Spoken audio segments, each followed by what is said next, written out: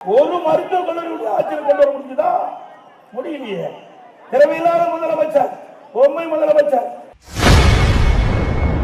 விழுப்புரத்தில் நடைபெற்ற அதிமுக சுற்றுப்பயணத்தில் பேசிய முன்னாள் முதல்வர் எடப்பாடி பழனிசாமி அவர்கள் முதல்வர் ஸ்டாலின் திறமையற்ற பொம்மை முதல்வர் என கூறியிருப்பது திமுகவினர் மத்தியில் கடும் அதிர்ச்சியை ஏற்படுத்தியுள்ளது.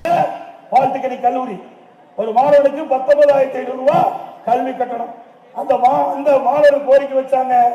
அந்த கோரிக்கை ஏற்று அம்மாவுடைய அரசு, நான் முதலமைச்சர் இருக்கும்போது அரசு பாலிடெக்னிக் கல்லூரியா மாற்றம் செய்தோம். அப்பா ஏழை மாணவர்கள் வெறும் 2,000 ரூபாய் கல்வி கட்டணத்துல கல்வி போயிட்டாங்க. திரு ஸ்டாலின் அவர்களே, எங்க வரலாறு தெரியாத நீங்க பேச மாட்டாங்க. அது மட்டும் இல்ல, அதிமுக ஆட்சியில 21 பாலிடெக்னிக் கல்லூரி கொடுத்திருக்கிறோம். அதிமுக ஆட்சியில 7 சட்ட கல்லூரி கொடுத்திருக்கிறோம்.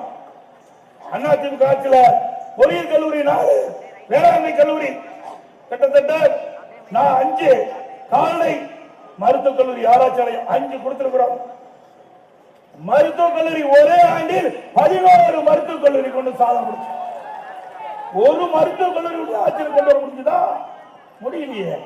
திறமையில்லாத முதலமைச்சர், பொம்மை முதலமைச்சர், எந்த திட்டத்தையும் கொண்டு வர முடியல. ஆனா 10 ஆண்டுல அதிமுக ஆட்சியில 17 அரசு மருத்துவக் கல்லூரி மருத்துவமனை கொண்டு வந்து சாதனை படைத்த அரசாங்கம் அதிமுக அரசாங்கம்.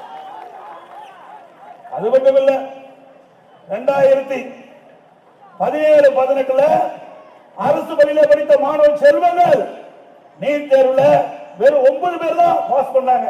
3,80,000 பேர் அரசு பள்ளியில படிக்கின்ற ஏழை எளிய மாணவர்கள் வெறும் 9 பேர் தான் நீட் தேர்வுல பாஸ் பண்ணி மருத்துவக் கல்வி படிச்சாங்க. இதையெல்லாம் நான் உணர்ந்து, நானும் கிராமத்திலிருந்து வந்தவன், அரசு பள்ளியிலே படித்த மாணவன் என்ற முறையில் சிந்தித்து பார்த்தேன். பொதுமக்கள் கோரிக்கை வைக்கல, எதிர்கட்சி கோரிக்கை வைக்கல, நானே முடிவு செஞ்சேன். அதற்காக ஓய்வு பெற்ற நீதிபதி மூலமாக ஆய்வு செய்யப்பட்டு அறிக்கை பெற்று 7.5% உள் இடஒதுக்கீடை கொண்டு வந்து நிறைவேற்றி.